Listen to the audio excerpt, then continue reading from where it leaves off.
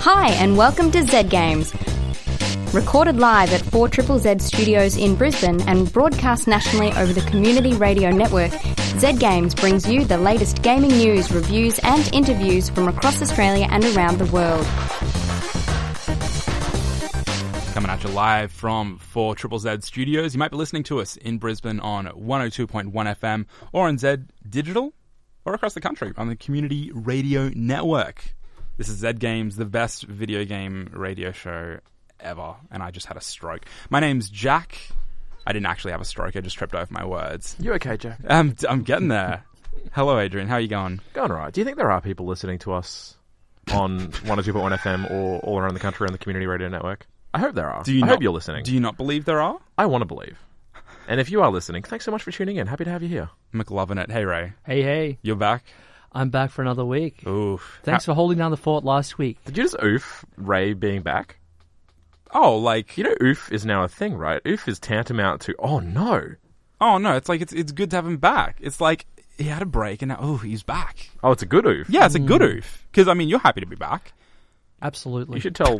I mean, that's not how Roblox works, dude. The oof is a bad oof. Calculated. Oof. So from what you heard, we didn't do too bad a job last week? I think you guys did admirably. Oh, okay. I'll take that. Thanks, Ray. Yeah, Sure. almost as good as if I had been here. Almost. But, can't be perfect. That's fair. Wow, that review is not as glowing as the off-air review you gave. It's hard. hard. Show, but okay. It's hard to reach the perfection that is Razor. Later on in the show, Ray, you're going to be reviewing Reigns Game of Thrones. Yeah. Which is different from Reigns and also different from Reigns. There's like a sequel to Reigns. Her Majesty. Her Majesty. Yeah, that's the one where you're a queen. Yeah, Game of Thrones, it's a Tinder-style game. Swipe left or right. But it's licensed with Game of Thrones? That's right. So bizarre. Your mind's probably going to all these weird places. Yeah. Have you ever seen the show? Yeah. Wait, it's Tinder style, but is it actually sponsored by Tinder? No. No. I was going to say. No, that's the hook. Far out. But we'll probably get more into that, but the Game of Thrones thing is what's really piquing my interest right now. Good to I'm know. very, very interested. I'm also going to be chatting about part-time UFO later in the show. And Adrian, you've been getting rid of a lot of video game stuff. Yeah, I want to take a little bit of time just to talk about gaming and collecting. Because I think there's a little bit of a hoarder in all of us, especially if you're a video game enthusiast. And you're definitely not at all projecting because there's a massive hoarder in you. There is a massive hoarder in me, and I want to talk a little bit about trying to divorce myself from that hoarder. Very exciting. Very, very exciting. But first, the week in video game news headlines. Razer. Oculus VR co-founder Brendan Iribe has left the company following the cancellation of the Rift 2, what was supposed to be the company's next flagship headset. Iribe? Is it Iribe or is it Iribe? What? How do I say Iribe? Iribe. Iribe. Just in case it's wrong, don't draw attention to it. It's fine. Okay, sure. I failed there. Iribe launched the company in 2012 alongside Palmer Luckey, who also left Oculus last year following the revelation that he had funded a pro-Trump internet campaign. Oculus was acquired by Facebook in 2014 for $2 billion, and it's been reported that Iribe left the company after a conflict with executives at the parent company. Don't ever throw yourself under the bus for tripping over words, because it's not like our national radio broadcaster ever does. But Rift 2 was cancelled, and that was enough for him to leave after also those conflicts. There's more to the story. So the higher-ups at Facebook want to go into a different direction than what Brendan Iribe wants to go in. So he wants to be like the top of the mountain, the pinnacle of VR. He wants to push the technology. He wants the smoothest, I am the master commando. Seamless experience. And that requires expensive technology, which also, unfortunately, gives a greater barrier of entry. Yes. The people at Facebook are looking to have an all-in-one solution, where a headset that you don't have to plug into anything, but that's going to be like a portable version. I believe that's already come out There as is well. one. Yes. There is one. The Oculus Go. I had the pleasure of using it a few weeks ago, but it's basically just an Android phone, like a mobile phone, and a headset, sort of in one unit. Right. So it's not as good as even the PlayStation VR that's out, and like several notches behind. The dedicated, the MK2, Oculus, and the Vive, HTC Vive, of course, stuff like that. So he apparently didn't want to compromise. He wants to be on the forefront of technology there, and Facebook want to to do a cheaper, more accessible solution, and he called it. He didn't want to race. He said he didn't want to race to the bottom. I'll tell you what, Facebook's got no qualms about advertising Oculus at the moment either. Like, obviously, whatever reason they had to cancel the Rift 2 doesn't affect Facebook's faith in Oculus, because, I mean, I spoke a few weeks ago on the show about how I was seeing some Oculus-related content being pushed to my Facebook feed. And just yesterday, I was in my Facebook settings, and there was a new notch on the settings of the actual app that was Oculus that I had to click on, or I wanted to click on, and I did. And it had some Oculus advertisements and information, and when I sort of backed out of that, the notch disappeared. But they're definitely pushing that onto users' app interfaces. Well, I mean, after acquiring that technology or some of the rights to some of that technology, or just the brand even, I imagine they would want to try and get all they can out of it. But as far as like what you were saying, Ray, as far as instead of raising the barrier to entry, they want to try and keep it as not necessarily a race to the bottom. I can appreciate why Facebook would have thought this way. Lowering the barrier of entry so that we can have more developers come into this community because they see more consumers coming to the technology. Yeah. Right?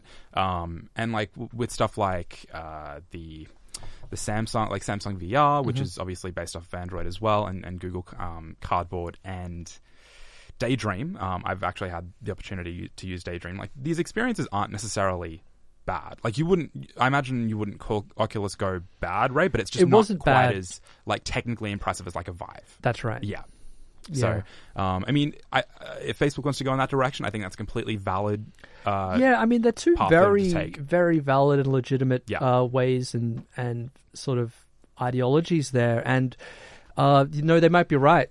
It might be better to lower the bar and keep it as simple and straightforward as possible to get this technology as adopted as possible, Yeah, I definitely think so as well. So hopefully we'll see some new technology out of Oculus soon. More information about the working conditions within Rockstar Games has emerged ahead of the release of Red Dead Redemption 2 this Friday. A report from Kotaku featuring statements from 77 former and current employees has shed more light on the, quote, crunch culture that studio head Dan Houser proudly alluded to during an interview with New York Magazine. The employees gave varied accounts, but overall the impression was that working long overtime, 60 to 80 hours a week, was mandatory within select departments of the company. In cases where it was optional, it was highly encouraged through incentives and career progression opportunities. Since the negative backlash began last week, Rockstar has pledged to eliminate mandatory overtime and has given employees the green light to publicly share their experiences online and to the media. The plot thickens with this one. We've had more and more information come out about this from who was the person who was interviewed originally? Dan Houser? Yes. They later clarified this was more or less like for the 100-hour weeks in particular, that was within the writing team that were very passionate and driven. But as far as game devs being kind of worked to the bone, this isn't the first time we've had this from Rockstar, but also it's a story that I feel like we've heard quite a few times throughout games in general. This crunch culture that it's so deeply like a big part of, I think, a lot of AAA studios, and I've in particular seen a lot of indie devs or smaller development studios kind of respond to these statements being like, this isn't how you should be running a successful company. Yeah. This isn't how you should be treating your employees. Absolutely not. And it's kind of it's terrible because I'm going to be down at the shops on Friday morning picking up the game, and it really does suck that I have to know that it was created by a company that may not treat its employees that ethically. Although from what I've seen, it's not everyone. There are people that are being worked like that. There are people who are choosing to. Because this is obviously a massive team. It's a massive team. There are hundreds of people, and they have offices all around the world. And some of them are in different countries and stuff, and they're sort of bound to their countries' cultures as well, and they're under different managements and things like that. But the game, Rockstar are one of the few studios in the world that just deliver consistently mind-blowing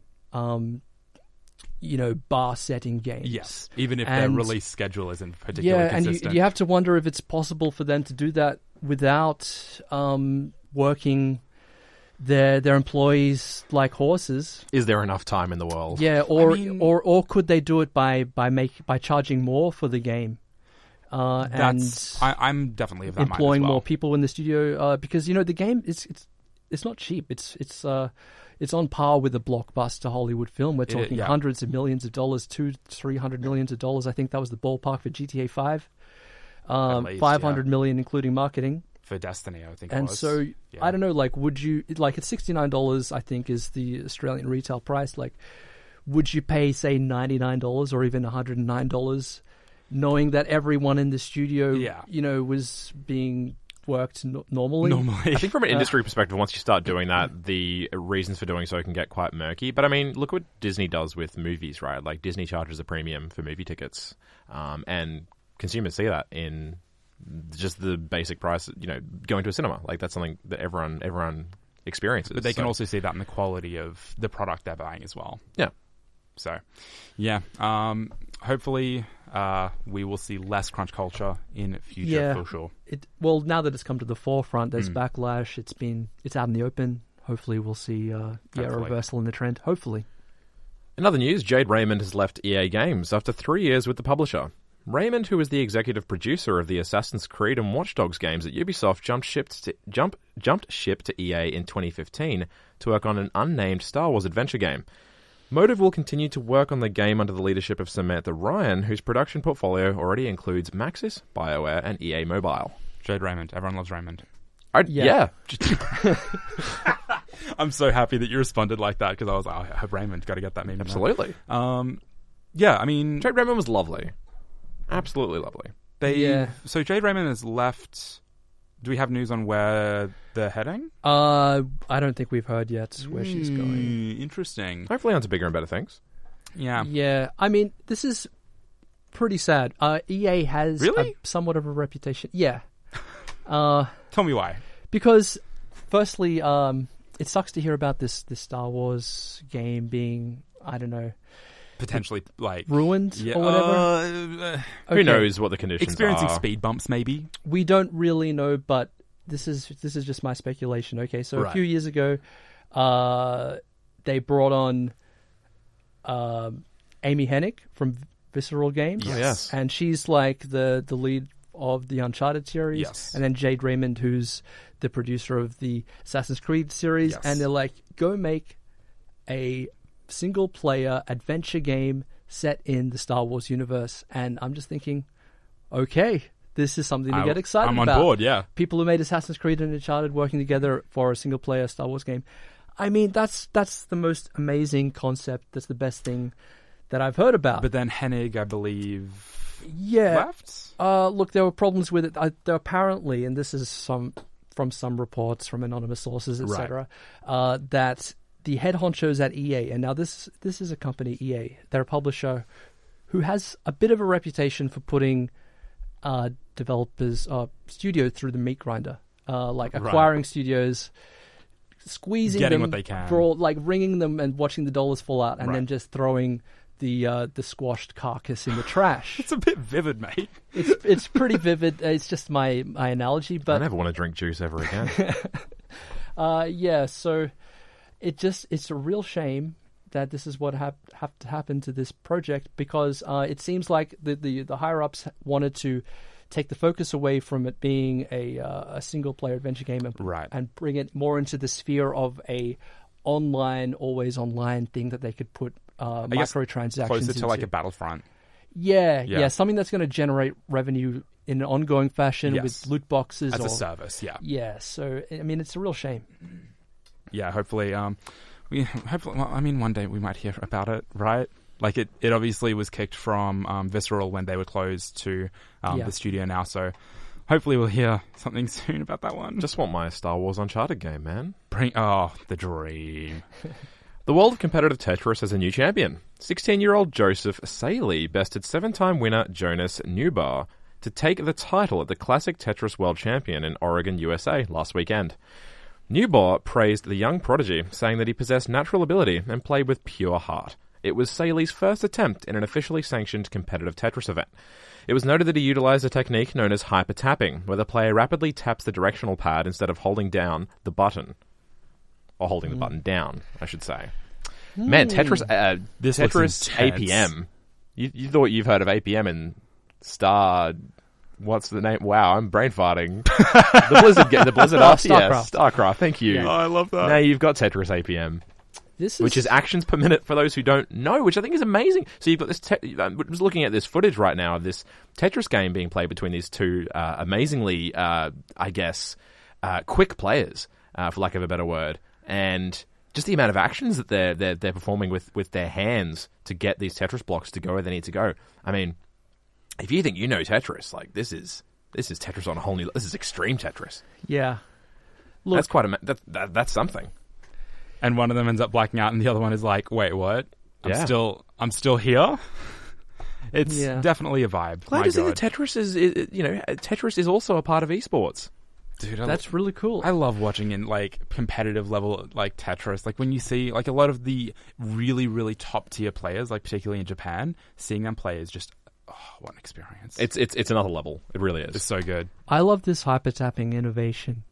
I think that it could be widely emulated. I mean, it's like some player introduces a technique that shaves off a millisecond every single drop, I guess you'd call it. I'm not hip with the Tetris lingo. Sure. The idea is that when you hold the button down, and you keep it held down, the game is going to keep recognizing that you've got it held down every certain amount of time. But by tapping it rapidly, you can increase the amount of time that you can press you're it. tapping it. You're like tapping Apparently. it faster than the game can recognize. I guess. Yeah, I mean, Jeez. that's going to maybe shape the entire meta of competitive Tetris. You've heard of regular Tetris. tapping, now Yeah. introducing hyper tapping. And you know what? Hyper tapping could be something that I could utilize in my romantic life. Oh my god! Yep, that was definitely the news of the week. Thank you so much, Ray and Adrian. I don't want to hear about hyper tapping anymore. I'm going to bring you boys down. It's fine. Nope, no more Let's hyper tap out of that one. No more hyper taps. You're listening to Zed Games. We don't talk about hyper tapping here. And Ray, Yeah. you've been playing Reigns Game of Thrones. Yes. So Reigns was a mobile game. Mm-hmm. You are a descendant of royalty in a kingdom. You need to make choices so that your kingdom doesn't basically implode or fail. You make these choices by swiping left and right like you're playing Tinder. Pretty much. So just like in Tinder, you And my swipe life. left. Left swipe means no thank you. Nope. And a right swipe means yes please. And there's a story that plays out, and there's choices to be made, and all of these people that are sort of vying for your attention and influence come up to you. You and need to they're balance advisors. all of that because That's right. it was a mix of like yes, no, but you also had to balance the resources, and I feel like that's where the strategy really came in. Yeah. So it was like you don't want to aggravate the church. You want to make sure you got enough money. Yep. You got to make sure you got enough arms, and then you got to make sure that people aren't angry at you. I That's feel like right. those are the main four. That's it. Yeah, those are the four balancing scales that are at the top of your screen at all times, and bad things will happen if those scales become unbalanced. And your decisions, every decision you make, will affect those balances, and bad things will happen if you don't run the kingdom So it was correctly. beautifully designed. I feel I loved Reigns so much. It was elegant. It was simple. Yep. Why is Game of Thrones in my Reigns? Why is it in there? Why is it in there? Well, it's just more reigns, basically. Oh, okay, cool, So great. We've had reigns, which is where you're a king. Yes. We've had reigns Her Majesty, which is where you're a queen. Yes. And this is the third one, and you can play kings and queens in this one. Ooh. And it stars all of your favorite Game of Thrones rulers or would-be rulers. For example, you start off as Daenerys, and you've got Tyrion Lannister as your advisor, and he's in your ear. He's telling you what to do. He bloody would, wouldn't he? Can you play Yeah. Sean Bean and then like have him die after 2 turns? yes, I can play Sean Bean, actually. Spoiler alert! This is gonna be troublesome because Dude, how old is how long has Game of Thrones been running for? It's been like at least 5 years. it's been 8 years. something Been like a that. time. This is not like Okay, season 1 so- is not spoiler material. Yeah, spoilers for season 1. Season 1, Sean Bean Thrones. dies like every But- other film ever. There's a bit of incest. Someone gets thrown out a window. It's Game of Thrones. they know what they do. Yeah. I want to interject here though and ask, for those who don't know about Reigns, tell me, because to me the most interesting part of this is the Tinder style mechanics of swiping. Tell me what you love about that. Tell me how that actually has an effect on gameplay and how that works. It's basically a choose your own adventure novel. It's like a visual novel, something where there's a story that's played out in text, and your decisions sort of drive the direction of the story. And it, just by breaking it down into simple yes or no, it becomes something that you can do like while you're distracted. For example, playing or watching Game of Thrones on television. This would be the perfect companion. Yeah, if you're laying around home just watching a movie or watching TV or whatever, playing Reigns. If you're on the bus or the train, get it out quick. You whip it out on the bus. Quick round of Reigns. Yep. You die. Game over. Get off the bus. You know, like we're definitely not paid to sponsor the app or anything, but perfect companion app.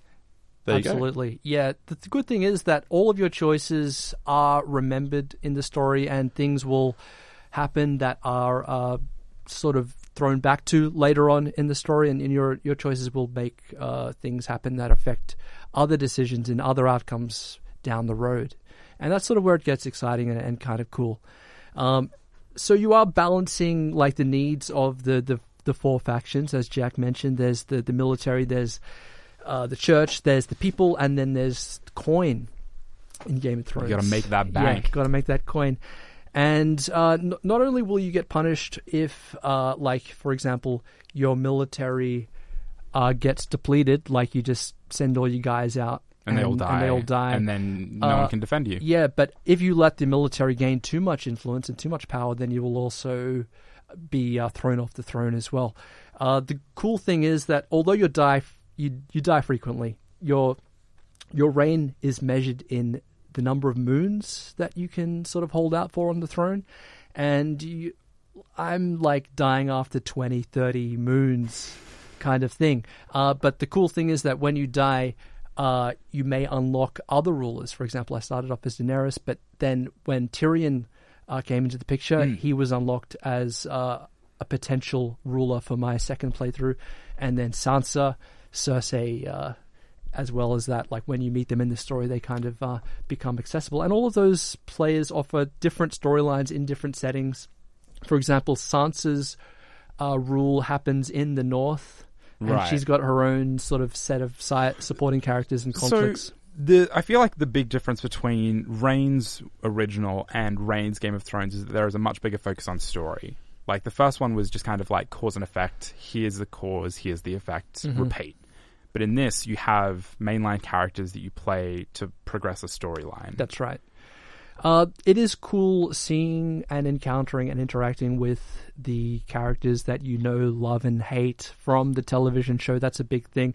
If you're not a fan of the show, if you're not interested in it, you will get very next to nothing from this game. It's for fans only, basically. But is the story, like, for someone who's played Reigns and maybe played Reigns Her Majesty as well, would you argue that the story is just like, for baby's first Game of Thrones, like, I've watched 3 episodes of Game of Thrones. If I were to jump into this, not having much context and just be like, oh, there's a story now, there are characters now, without the context of watching the TV show, do you think it necessarily detracts from the game? Yeah, absolutely. Really? Okay. Yes, because Game of Thrones, it's blessing and its downfall. There's a lot happening in the show. There are so many characters, like dozens and dozens of characters. Yeah. There's story threads and locations as well.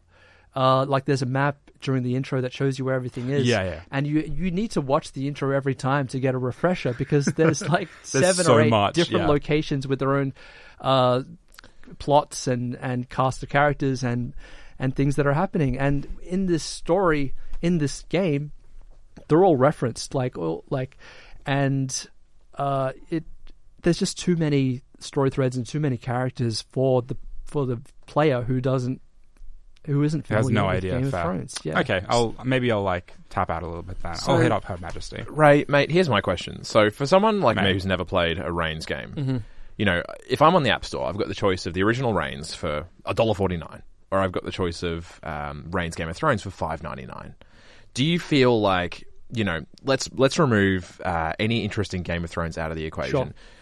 Do you think that the Game of Thrones theming limits the potential for the story in any way, or gives it more potential in terms of just, you know, I want to experience the best of what this Reigns concept has to offer? Look, it's not just the branding and tie-in with Game of Thrones. They've also made a larger scoped game.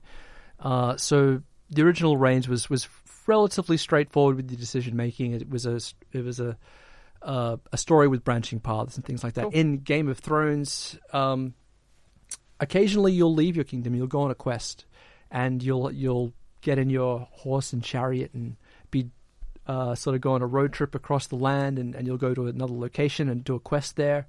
And there's like jousting, and you have to sort of sit there and decide whether you want to drink wine while you watch them, and which knight that you want to back, and Okay. whether to give the people dessert. So it all sounds quite fun. Do you think, you're Yeah. paying an extra, around $4 extra for the Game of Thrones branded version? Yeah, look, I'm not sure. Like, it's hard to attach a dollar value to this, but it is. It's also $4. It's all pretty cheap. But I guess what I'm trying to get at is, what did you have more fun with? You've watched a lot of Game of Thrones, so I imagine you ate this up. I liked playing it in succession, like in release, like Okay. Reigns one as an introduction to the concept, and then this one as an expansion, and also with the Game of Thrones. It's like a nice thing. development. Yeah. Yeah. And it's not like it's a shameless cash grab. Reigns as itself was a game that really invited this It kind of worked. collaboration with Yeah. the Game of Thrones, because you could really see how the two How it'd work within that properties are context. related, Yeah. and how easy it would be to put Game of Thrones into this format. The coolest thing about the swiping is also like the coolest thing about Tinder. You feel kind of powerful, because Dude, uninstall Tinder. yeah, Hey, I can But, totally vouch for getting you a know- match being a great self-esteem boost. You feel Like, powerful. when Come you're, on. when What? you're swiping left, you're swiping right. It's so it feels disrespectful to the things that you're doing. You're like, nah, you look at it for a second, nah, or okay, But in Reigns, you And- can swipe safely. But this all one, virtual. In Reigns, you're like, it's like, should you execute your advisor who gave you bad advice? Hey, it's Yeah, not and real, you're like, though. It's the still safe. No, but And you'll- it's the other way. There's weight to your decisions. In Tinder, you can be superficial as hell, but in Reigns, you got It's to be not. strategic. It's not That recommend is true. Yeah. Now, It's like Tinder. Oh, I'm not I going to tried not to be as superficial as I could be. I was going to say something a bit bad, but yeah. it is limiting in some regards, because you do have to balance the scales, and that can kind of come into conflict with the way that you want to play. For example, if you're playing as Cersei, who is like the big bad evil queen, you might want to do an evil streak. You might want to go all off with his head kind of thing, but you can't do that because the game will finish too quickly. You don't want to finish too quickly. So yeah, it is sort of annoying having your playstyle limited by that. But if you didn't have that mechanic, it would just be too simple, too easy. There wouldn't be much to it. So no strategy. Reigns, Game of Thrones is out now for iOS and Android. And Android and Sick. PC. And PC Yeah. on Steam, I'm thinking. That's right. Because I think Reigns is out on Steam as well, yeah. And also Reigns, the original, I believe, is out on Steam and iOS and Android, and I love it a lot. I mean, you've totally sold me. Right here in the studio, I've purchased Reigns. So thank you. I have like no iOS Okay. games. Sick so, one. yeah. Cool. Thanks for that, Ray. You're listening to Zed Games.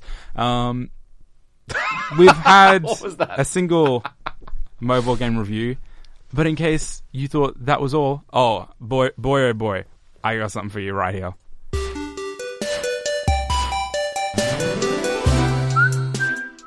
That whistling sound is going to get stuck in your head real bad. This is a song from Part-Time UFO. So it is a little mobile game. I'll give it to one of you to play now because it's very much a cute game. It's from the same Alright. devs that do Kirby. So Yes. you're playing this little UFO that looks very similar to the ones you would see in an old Kirby game. Okay. And you are, it's basically a UFO machine, except you have very particular objectives to meet. So you might need to put together little, like, different Tetris pieces to make the invention for the professor, or you might need to balance monkeys on an elephant that's balancing on a ball in a circus. It's very, very dumb. I'm just shaking my head because here's the thing about this game. It's physics based. Yes, So it for is. anyone who's ever been to an arcade and Oh, it's tried to play heartbreaking. a skill tester or a claw machine as they're known, you'll understand the frustration that is, I guess, spewed forth from your brain when you realize it's just not working, even though you know you should be able to grab it. This game doesn't quite aim to capture the essence of that frustration. No. But when you get used to, when you're getting used to its controls and getting used to its physics, there is definitely an element of that. Yeah. I mean, it's always good fun. Like, the whole thing about the UFO machines is that, like, they put these real exotic prizes in them and expect you to be, like, perfect at the game to be able to win any of them. But in this game, you're just trying to do ridiculously stupid objectives like balancing food, and then, yeah, like, balancing monkeys on the elephant is the one that I keep coming back to because, like, God, I failed that mission so much. Yeah. So you're constantly picking up pieces of things and trying to, you're not trying to win them, you're trying to put them elsewhere. Yeah, exactly. So, like, picking up fish from an ocean and putting them into a fishing boat. Yeah, for so example. you need to, like, get as many fish onto the boat as possible, and you get different amounts of money for different kinds of fish, and then you got different bonuses. So you got, like, the typical kind of mobile game 3-star rating system for each level. And oh man, it gets real hard.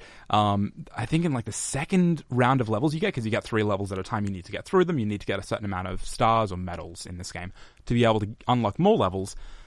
The difficulty curve on getting those 3 medals is really high, but the difficulty curve on just finishing the levels and getting enough to progress is not. So it's a very nice balance there. But if you want to dive super deep into, like, getting good at part-time UFO, you can. So Ray is currently actually playing Part-Time UFO live in the studio. Ray, give us some live impressions. Okay, it's kind of cool. It's kind of fun. All right, thanks so much for that, Ray. Yeah, it's great. No, I'm a little man. I've Little got UFO. a beanie on. I've got a scarf on. Yeah, That's cute. You've And- got the Melbourne vibe going and, on. and I can fly. Yeah. I can fly, and I've got a hook.